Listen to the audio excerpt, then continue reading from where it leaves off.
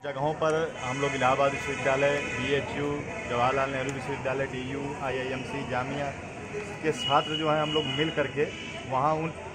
अपने उत्तर प्रदेश के उन 15 जिलों में गए जहाँ पर सबसे ज़्यादा पुलिस द्वारा नरसंहार किया गया, उनके द्वारा हिंसाएं की गई और जो पीड़ित थे और जिनके परिवार में लोग मृत हो चुके हैं उन लोगों के परिवारजन से मिला गया, जिनको गोलियां लगी हुई हैं, जो जेलों में बंद हैं, जिनके खिलाफ जो FIR की गई है, उन सारे लोगों से, उन परिवारजनों से मिला गया और वहाँ की जो तथ्य थे उसको उठा करके, उसको लेकर के हम लोग आकर के यहाँ इलाहाबाद विश्वविद्यालय की निराला आर्ट गैलरी में हम लोग प्रेस कॉन्फ्रेंस किए हैं, सभी लोग सम्मिलित होकर के। इसमें सबसे बड़ा सवाल है कि जो पुलिस होती है वह बायज होकर के जिस प्रकार से टारगेट करके जो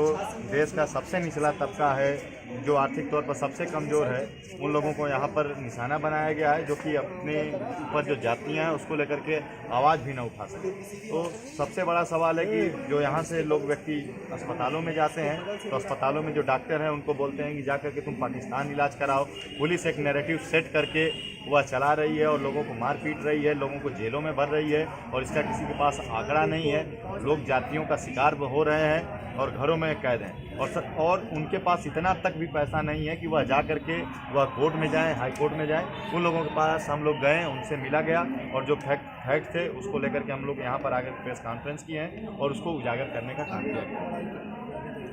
जो हमारी लड़ाई है वह उन सभी लोगों को लेकर के है जिनके खिलाफ पुलिस द्वारा, सरकार द्वारा हिंसा की जा रही है, जातियाँ की जा रही है। उनकी जो समस्याएं हैं उनको उठाना और उनको सुचारू रूप से न्याय मिले, यही हमारी लड़ाई है। उसी को लेकर के हम लोग फैक्ट फाइंडिंग टीम बना करके गए और लगभग जो हम व्यक्तिगत गए थे वहाँ पर कानपुर में गए, लखनऊ में गए, फैजाबाद में गए, उसके बाद हम लोग जामिया गए, अलीगढ़ गए, उसके बाद दिल्ली में भी हम लोग। कितने विश्वविद्यालय के छात्र? लगभग हम लोग प्रमुख रूप से 26 विश्वविद्यालय के छात्र इसमें मौजूद रहे और यहाँ पर प्रेस कॉन्फ्रेंस में भी आप देखेंगे क्या पाया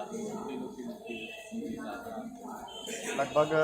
22 लोगों की मृत्यु हो चुकी है और कानपुर का मैं आपको बताऊं तो लगभग वहाँ पर 3 लोगों की मृत्यु हुई है। उसमें 28 लोगों को गोलियां लगी हुई हैं जो कि चोरी छिपे जाकर के इलाज करवा रहे हैं और उस इलाज में लगभग हम लोग 3 लोगों से नाम न बताने की शर्त पर मिले भी, जिनको पैरों में गोलियां लगी हुई हैं और कुछ को हाथ में गोलियां लगी हुई हैं। वह इसलिए बाहर नहीं आ रहे हैं कि यदि हम जैसे ही बाहर आते हैं तो पुलिस द्वारा हमारे घर पर कुर्की की नोटिस दी जाएगी, तमाम FIR जो है हमारे ऊपर लाद दिए जाएंगे, हमको जेलों में भरा जाएगा। और सबसे बड़ा सवाल, जब सूबे का जो मुखिया है, जब मुखिया बोलता हो कि हम जनता से बदला लेंगे, हम इनसे पैसा वसूलेंगे, हम इनसे जा कर के इस प्रकार के कृत्य करेंगे, तो सबसे ज़्यादा भयावह घटना हो जाती है। और सबसे बड़ा जो सवाल है, जो 8 साल का, 10 साल का, 12 साल का वह जो बच्चा है जिसने अपने पिता को खोया, अपने भाई को खोया,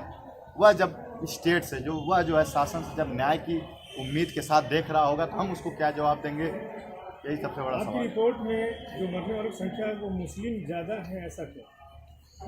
जो पूरा का पूरा जो आप देखेंगे, पहले भी मैं आपको बता चुका हूं, जो पुलिस है वह एक नैरेटिव सेट करके चल रही है और आप देखेंगे जिस प्रकार से पुलिस के भी दिमाग में यह घुस चुका है कि वह जो कह रही है कि नहीं पाकिस्तान भेज देंगे, पाकिस्तान जाकर के इलाज कराओ। और देखेंगे जहां भी आंदोलन हुए, ऐसा नहीं है, BHU में आंदोलन हुआ, लगभग 18 लोग मुस्लिम थे और जो 56 लोग थे हिंदू लोग जाकर के वहाँ पर पुलिस में जो है जेल में बंद रहे। लेकिन जो आंकड़े हैं, जो आप देखेंगे जहाँ जहाँ लोग जुम्मे की नमाज के बाद निकले, पुलिस द्वारा सीधा शूट किया गया। हमारे पास 8 मिनट की वीडियोज है जो कि हम आपको सपोर्ट कर देंगे। तो सबसे बड़ा सवाल ये है कि पुलिस द्वारा बायस्ड होकर के काम किया गया है और जो एक नैरेटिव चलाया जा रहा है वह पूरा नैरेटिव चलाने में वह सफल हो रहा है। धन्यवाद। अखिलेश यादव, शासन उपाध्यक्ष।